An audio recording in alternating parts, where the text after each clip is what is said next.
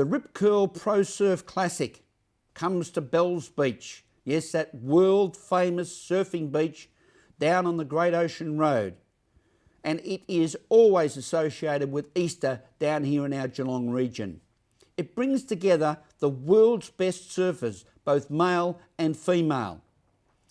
Petula Patterson, who was a student at Oberon High School, talks to us here on News Geelong regarding the 2010 Rip Curl Classic and a special sign-off from a special lady, a world champion. We're from our great city of Geelong, here on News Geelong. Good evening and welcome to our Good Friday edition of News Geelong. Hope you are enjoying your Easter break. Built in the 1870s and totally refurbished in 2005, the Marshall Railway Station will be the first to benefit from a $30 million package to upgrade car parking at regional railway stations around Victoria.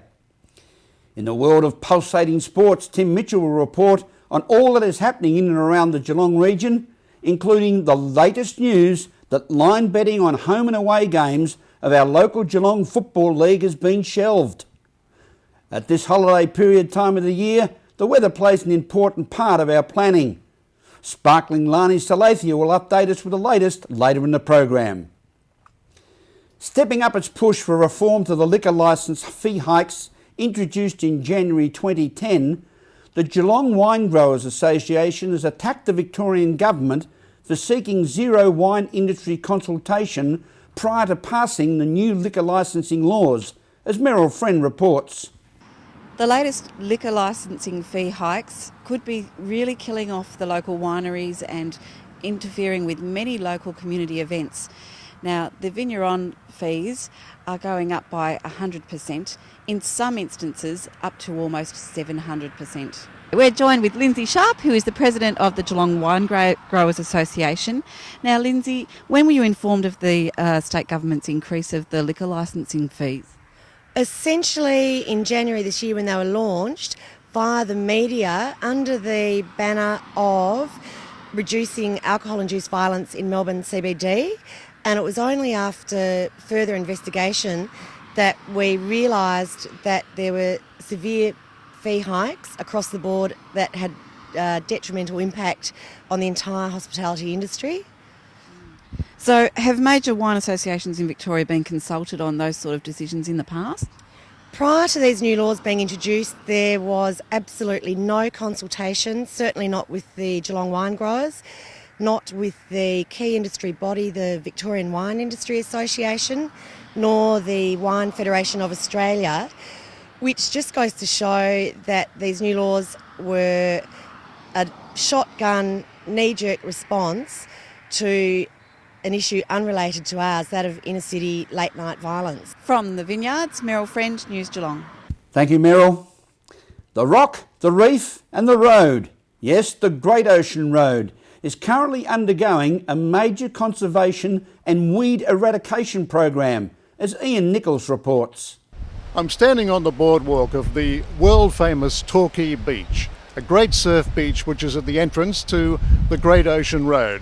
If it's not already one of the great wonders of the world, it should be. And we're doing something about conserving it for the future. More than $1 million has been committed to upgrade the facilities here at the Torquay Beach, and also weed eradication and conservation works have begun to clear what has been a problem from here to Apollo Bay in recent years. This is one of the great parts of Australia that's attracting tourists by the thousands, and it's certainly good news that the federal government has tipped in more than $1 million. The Great Ocean Road Coast Committee are delighted. We're speaking with their Chief Executive Officer, David Clark. We're absolutely thrilled, and with some funding support from the Australian government to the tune of $1 million, there'll be a massive boost to conservation efforts along the Great Ocean Road, which will deliver some real outcomes, not only in terms of the health of the coast, but for the communities and visitors who love the coast between Torquay and Lorne.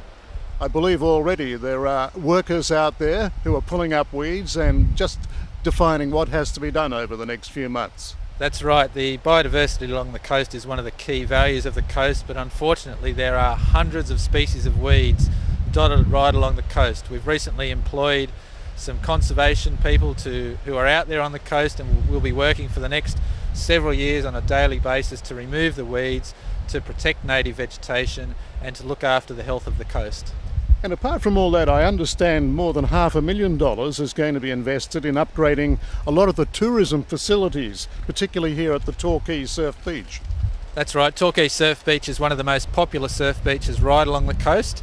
There are some old facilities which are going to be replaced and upgraded, new public toilets, new change rooms, a new shelter and a new kiosk to serve locals and visitors alike who visit this beach on a year-round basis.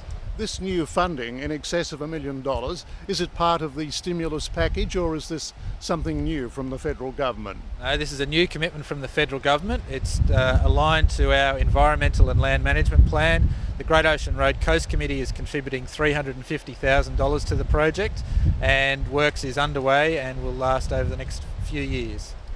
At the entrance to the Great Ocean Road, Ian Nicholls for News Geelong. Thank you, Ian. Inishmaan is a small community off the west coast of Ireland. Back in 1934, a young orphan, cripple Billy Craven, got his chance at stardom when a Hollywood crew arrived to make a documentary. The Geelong Repertory Theatre Company is present its stage production, as Meryl Friend reports. And we're here at the Woodbine Theatre with the director of the next show called The Cripple of Inishmaan. And it is John Pedlar. Welcome, John. Hi, Meryl. How's the rehearsals going? Going as well as you could expect for a show that's 2 weeks out from opening. Yeah. And of course it is an Irish one. How are the accents coming along? Coming along okay. Yeah, we're lucky, I guess, in the cast that we've got a couple of people of Irish heritage and a couple of good mimics. That always helps. So, but it's going on okay. It's been a challenge for a few of us.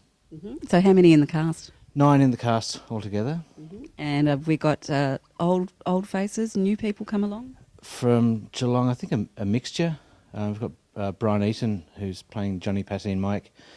Brian's the new president of the theatre, so he's saddling up again. Ubaldino Mantelli is back with us again for another show. Morgan Jenkins, Christine Davey, as we know, Mary Stewton. Who else have I forgotten? Andrew Kelly is back there, and a lovely young girl called Maddie Field, who's playing our Slippy Helen. And we also have the co-producer, Judy Thompson. Now, Judy, with this one, you're not directing this time. Normally you do. How's the collaborating going? I'm directing, Meryl. I'm actually the co-director. Yeah, very good. Yeah, John and I work very well as a team, and pretty much I was producing, so you had that one right up front, but then John took a part in the play. He normally plays a priest. He's very good at the Irish priest, John, but there was no priest in this one. There is a role of a doctor, and we had a look around and we just felt that John would suit it best. So he went in there and I got the co-direction Guernsey, which isn't new for me. We're here at the Woodbine Theatre, which is in Coronation Street in Geelong West. Gorgeous little theatre that holds about 88 people, and half of Geelong don't even know where it is. So it's the home of the Geelong Repertory Theatre Company, and their next show is The Cripple of Inishmaan, and it opens on the 16th of April. Thank you, Meryl. As we go to a break on News Geelong, we'll return with more after this.